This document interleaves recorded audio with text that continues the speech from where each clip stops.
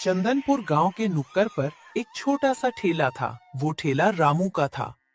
रामू पिछले कई सालों से उस ठेले को चला रहा था। वो रोज सुबह जल्दी उठता, बाजार से ताजे आलू लाता और बड़ी मेहनत से वड़ा पाव बनाता था। रामू के हाथों में स्वाद का जादू था, लेकिन किस्मत उसका साथ नहीं दे रही थी। पहले उसके ठेले पर ग्राहकों की लंबी लाइन लगा करती थी, लेकिन अब हालात बदल चुके थे। गांव में 2-3 नए और बड़े होटल खुल गए थे। उन होटलों की चमक दमक, बड़ी दुकानें और आकर्षक सजावट देखकर लोग वहीं जाने लगे थे। इन नए होटलों के कारण रामू के ठेले पर ग्राहकों का आना लगभग बंद हो गया था।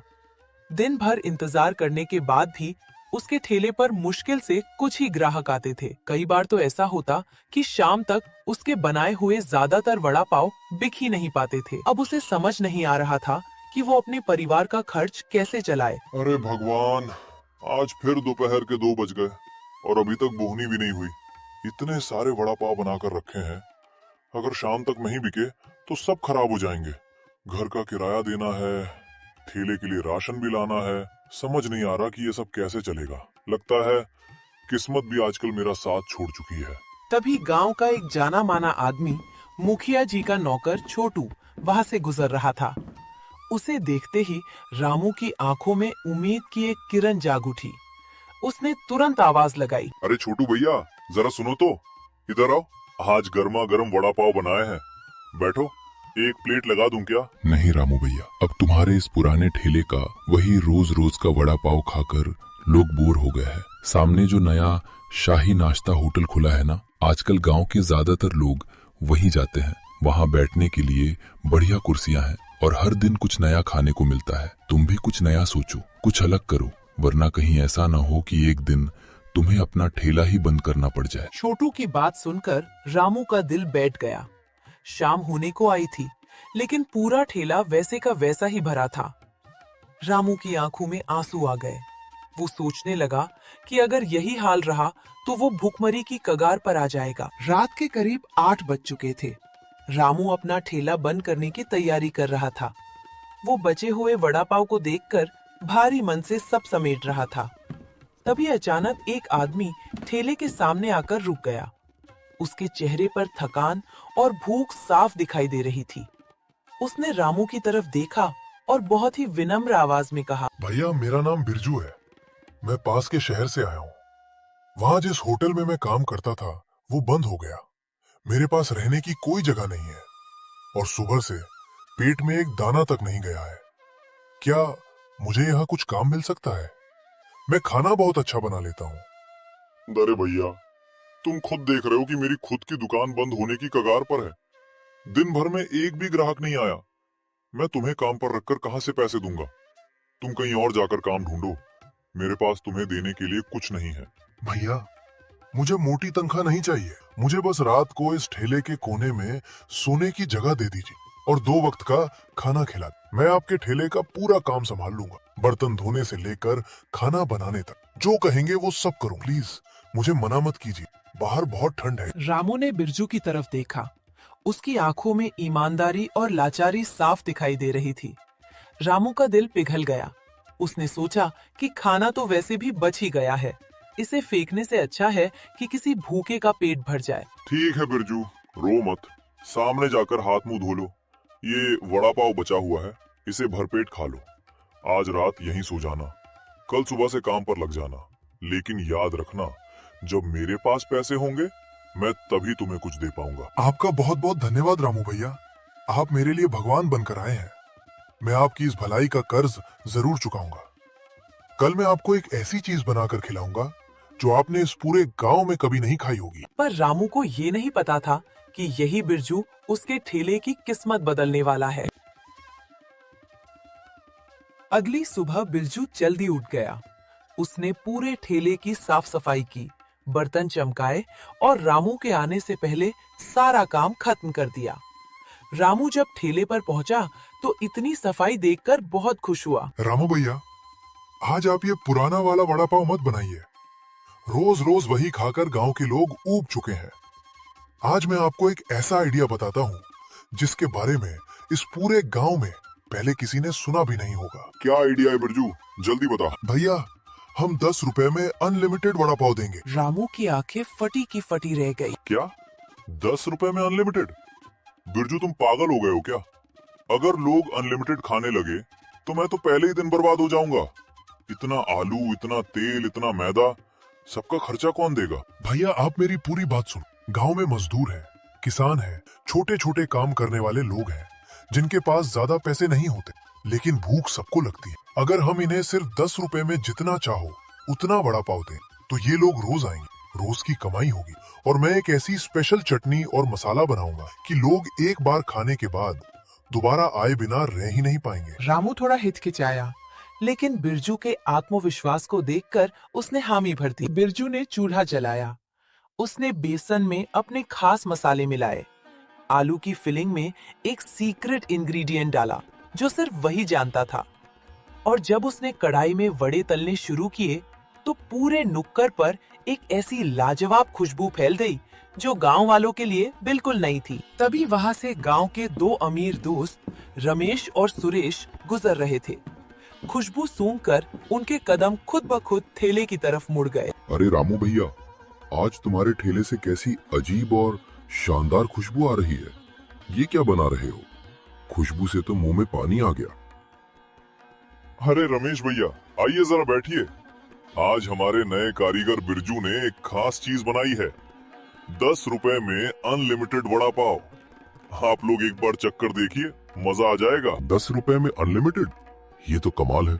चलो भाई, एक प्लेट लगाओ, देखे तो सही क्या चीज है। रमेश और सुरेश ने जैसे ही पहला टुकड़ा मुंह में डाला, उनकी आंखें फटी की फटी रह गईं।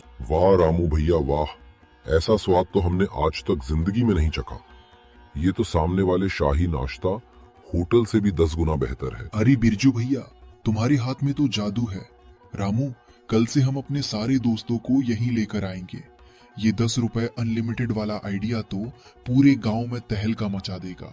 देखते ही देखते दोपहर तक रामू के ठेले पर लोगों की भीड़ जुटने लगी।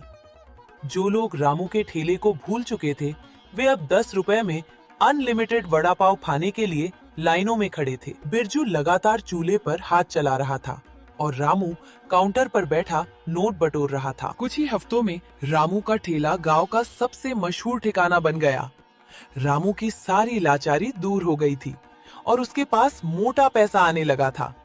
लेकिन जैसे जैसे पैसा बढ़ा, रामू के मन में लालच और अहंकार भी बढ़ने लगा। वाह, आज तो रिकॉर्ड तोड़ कमाई हुई है। सारा खेल तो इस 10 रुपए अनलिमिटेड वाले आइडिया का है। लोग इसके दीवाने हो गए हैं। लेकिन इस बिरजू को मुझे हर महीने पैसे देने पड़ते हैं। अब तो मैंने भी देख लिया है कि ये वड़ा पाव कैसे बनता है। वही बेसन, वही आलू, वही मसाला। अगर मैं खुद ये बनाने लगूं तो बिरजू के पैसे बच जाएंगे और सारा का सारा मुनाफा सिर्फ मेरा होगा। अब रामू बिरजू को निकालने का बहाना ढूंढने लगा था। एक शनिवार की रात जब ठेले पर बहुत ज्यादा कमाई हुई थी, बिरजू थका हारा बर्तन समेट रहा था। रामू काउंटर पर बैठकर नोट गिन रहा था। बिरजू रामू के पास गया और बहुत ही शालीनता से बोला, रामू भैया, आज ठेले में बहुत अच्छी बिक्री हुई है।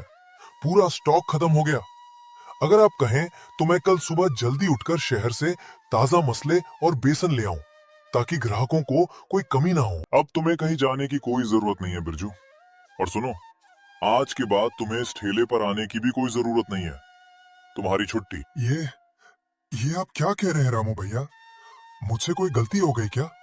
अगर खाने में कोई कमी रह गई हो तो मुझे बताइए, मैं उसे सुधार लूंगा। मुझे काम से मत निकालिए।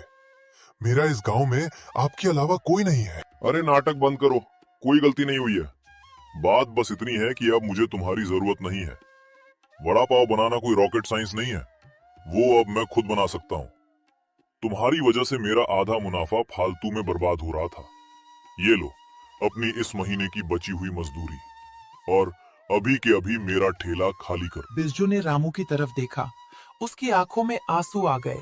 उसे यकीन नहीं हो रहा था कि जिस इंसान के ठेले को उसने अपनी दिन रात की मेहनत से खड़ा किया था, वही इंसान आज उसे दूध में से मक्खी की तरह निकालकर फेंक रहा था। बिरजू भारी कदमों से उस अंधेरी रात में ठेले से बाहर निकल गया। रामू अपनी तिजोरी देखकर मुस्कुरा रहा था। उसे लग रहा था कि उसने बहुत समझदारी का काम किया है। सुबह हो गई थी। ठेले से निकाले जाने के बाद बिरजू उदास जरूर था, लेकिन उसने हिम्मत नहीं हारी।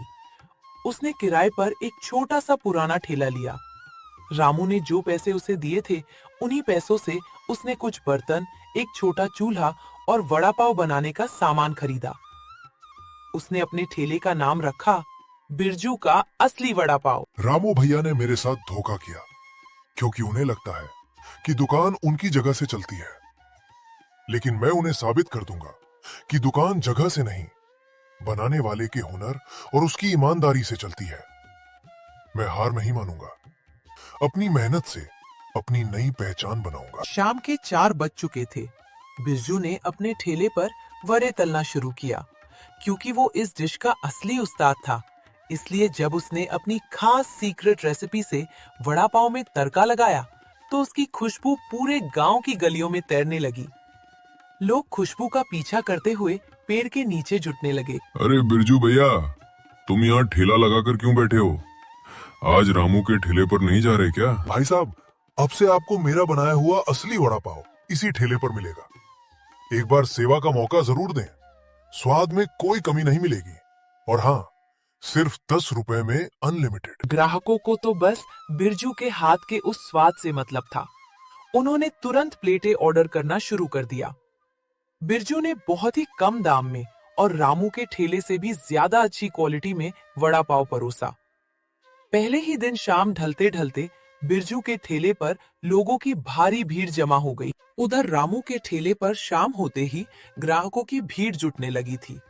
रामू आज बहुत खुश था, क्योंकि आज उसे किसी को मजदूरी नहीं देनी थी और सारा मुनाफा उसका होने वाला था। रामू बड़े घमंड के साथ चूल्हे के पास जाकर खड़ा हो गया। उसने बिरजू की नकल करते हुए वड़ा पाव बनाने की कोशिश की। तभी रमेश और सुरेश अपने कुछ दोस्तों के साथ ठेले पर पहुंचे। भाई रामू, आज हमारे कुछ खास दोस्त शहर से आए हैं। इन्हें भी जरा अपने हाथ का वो जादुई 10 रुपए अनलिमिटेड वड़ा पाव खिलाओ। जरा 5 प्लेट गर्मा गर्म लगाओ। अरे रमेश भैया, आप बस 2 मिनट बैठिए। आज मैं खुद अपने हाथों से आपके लिए स्पेशल वड़ा पाव बना रहा हूँ। खाकर उंगलियां चाटते रह जाओगे। रामू ने बड़े ठाट से प्लेट सजाई और रमेश की टेबल पर रख दी।